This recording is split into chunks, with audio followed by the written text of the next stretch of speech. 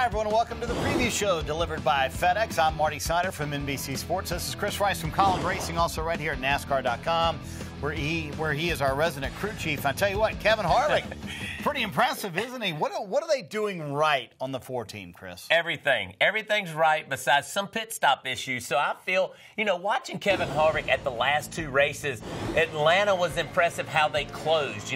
They got their car where they needed it to be in practice, and they executed in the race. Right now, the Fords are very impressive to me. Well, so wait, weren't the Fords supposed to struggle this year? Well, they're the oldest car, so they're supposed to struggle, yes. But why are they so successful so far in 2018? Historically, if you look at everything, the Fords are the best at the beginning of the season. Why? I can't tell you. It is what it is, right? What is going on with Hendrick Motorsports?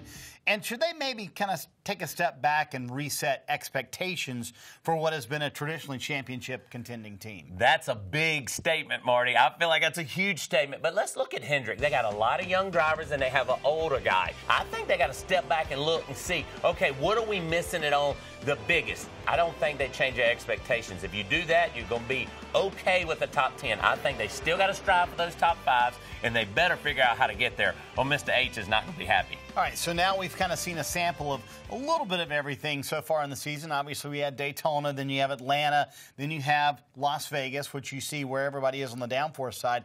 Now we have Phoenix. Kind of a short track, but with high speeds. What are the keys to that racetrack? Well, high speeds are key, but you got to get through the center of the corner. You cannot have a slow race car in the center of the corner. You got to have a bunch of forward drive. You can't be sideways. So it's a lot of keys to it.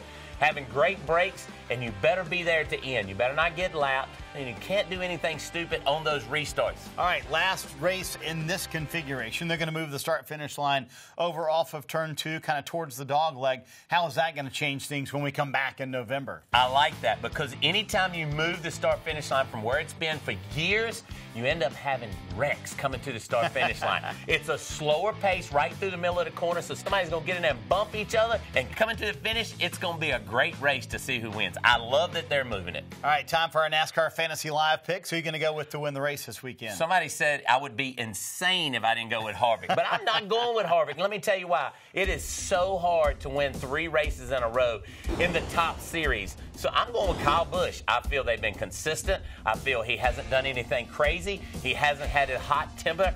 I think he's just done everything right. Kyle Busch will be your winner this weekend. All right, I'm going to go with another Gibbs car. I'm going to go with Denny Hamlin this weekend. I think they are so good at this type of racetrack, this speed yet flat short track.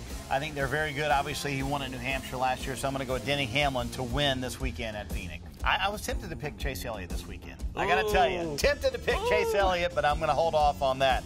All right, make sure you check out NASCAR.com all weekend long. Live leaderboards, in-car audio, and all the news updates before and after the Phoenix race this weekend. And it's the Ticket Guardian 500, Sunday, 3:30 Eastern on Fox. Make sure you don't miss that. We'll be back here next week. We'll talk about Fontana, wrapping up the West Coast swing already. The season moving quickly in NASCAR. See you then.